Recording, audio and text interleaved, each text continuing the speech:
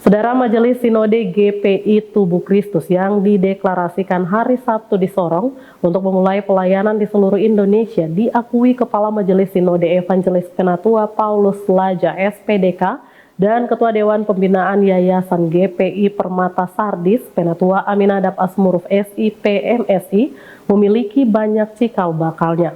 Seperti apa cikal bakal Majelis Sinode GPI Tubuh Kristus hingga dideklarasi untuk melayani jemaat di seluruh Indonesia akan dijelaskan dalam wawancara berikut ini.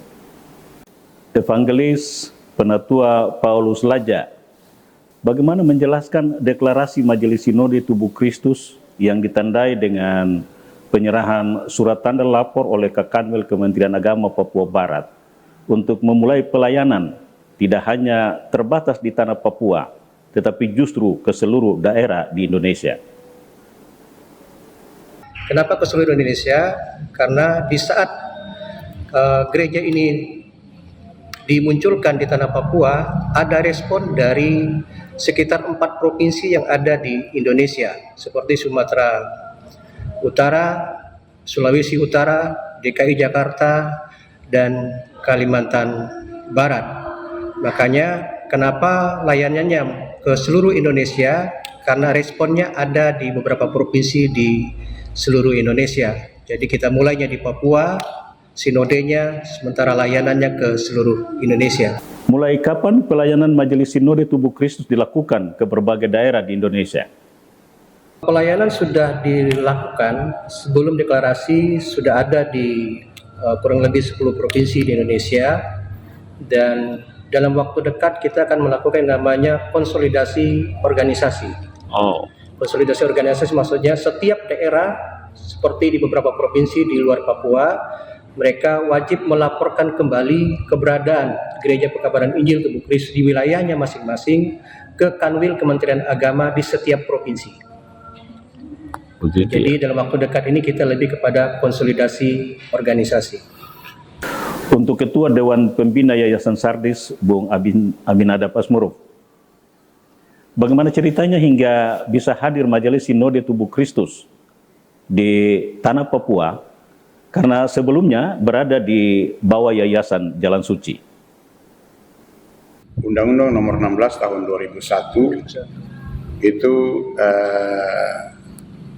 menghendaki agar yayasan-yayasan yang melakukan kegiatan keagamaan dengan anggota yang sudah lebih dari 1.000 orang, yayasan itu kan tidak beranggota. Maka pada tahun 2002, Yayasan Jalan Suci berubah nama menjadi Gereja Pekabaran Injil Jalan Suci.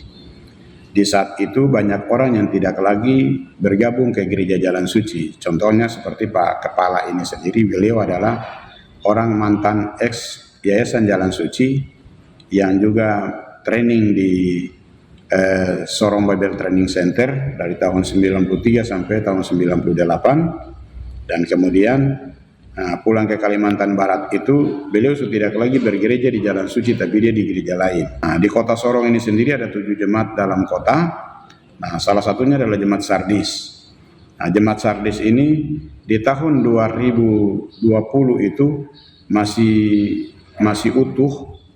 Kemudian ada dinamika di dalam jemaat, lalu kemudian terjadi laporan keorganisasian oleh pengurus cabang GPI Jalan Suci di Kota Sorong yang menghilangkan 115 orang dari total 330 anggota jemaat di sini, kemudian memindahkan alamat Jemaat Sardis itu dari Jalan Bubara di belakang kantor pos ini ke Jalan Bukit Baru di Puncak Aiwasi di samping Gereja Peniel, dan menggantikan ketua jemaat yang tadinya dijabat oleh Pak Penatua Saul Basna, digantikan kepada Bapak Penatua Peter Terikaret.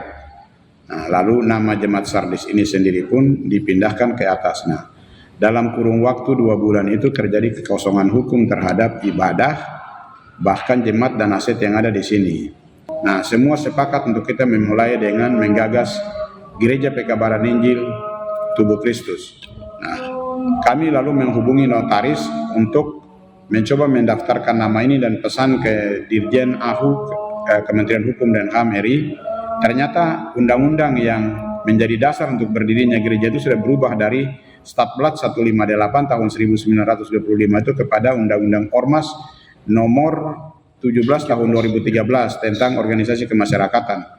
Di dalam Undang-Undang Ormas itu ada dua organisasi yang berbadan hukum, ormas berbadan hukum, yaitu perkumpulan dan yayasan. Nah, di dalam dua ormas berbadan hukum itu, yayasanlah yang menjadi payung hukum untuk gereja. Jadi gereja sudah tidak lagi berbadan hukum atau mempunyai anggaran dasar yang terdaftar dari notaris, lalu kemudian terdaftar di Kementerian Hukum dan HAM.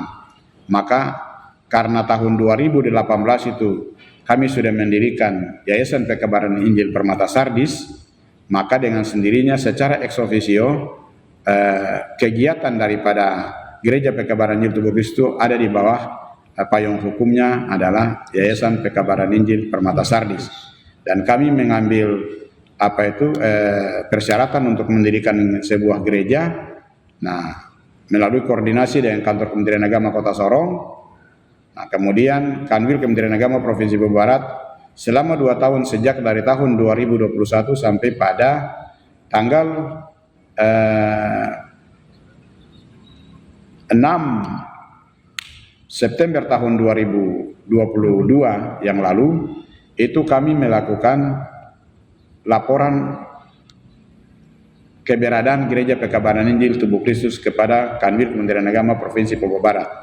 Atas laporan kami itu, kami melaporkan hasil sidang nasional, sidang presbiteri Penatua Nasional pertama di sini untuk memilih pengurus Majelis Sinode, kemudian menetapkan anggaran dasar atau tata gereja, kemudian yang berikut menyusun program pelayanan tahun 2022 sampai 2027. Setelah kami melapor tanggal 6 September, lalu kemudian pemerintah menindaklanjuti, dalam hal ini Kanwil Kementerian Agama, melakukan kaji lapangan langsung ke Gereja Pekabaran Injil Jalan Suci di Manokwari dan langsung ke pengurus daerah di Jalan Danau Tigih Uvei.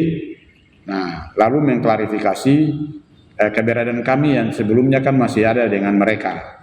Nah, dari pertemuan itu menghasilkan tindak lanjutnya adalah dibuatkan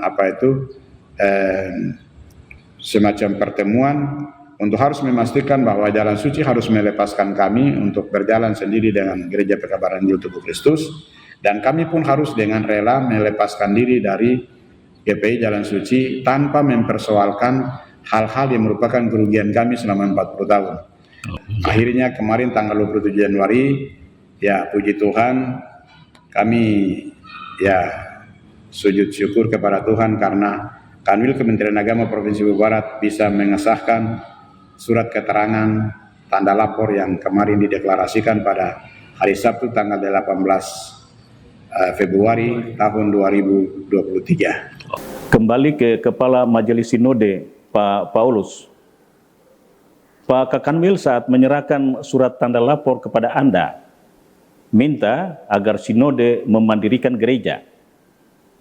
Apa makna kemandirian gereja yang dimaksud Kakanwil menurut Anda?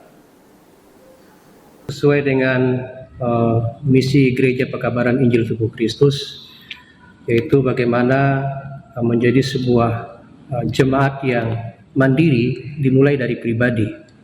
Jadi pribadi harus mandiri dulu, lanjut kepada keluarga, menjadi keluarga yang mandiri, dan yang ketiga menjadi sebuah jemaat yang mandiri, jemaat-jemaat lokal, dan yang keempat menjadi sebuah kepemimpinan yang bersifat mandiri. Dari kemandirian itulah maka jemaat bisa bergandengan tangan dalam ibadah bersama, dalam hidup bersama, dalam pelayanan bersama, dan dalam kepemimpinan bersama, baik yang bersifat kegiatan rohani maupun yang bersifat kegiatan yang bersifat non-rohani, seperti hal-hal yang bersifat pengembangan pelayanan dan juga pengembangan pembangunan sarana prasarana, semua dimulai dari umat, dari umat untuk umat. Disitulah kita mengedepankan bagaimana jemaat menjadi sebuah jemaat yang mandiri, bukan hanya dari sisi rohani, tetapi dari sisi pengembangan pelayanan yang lain.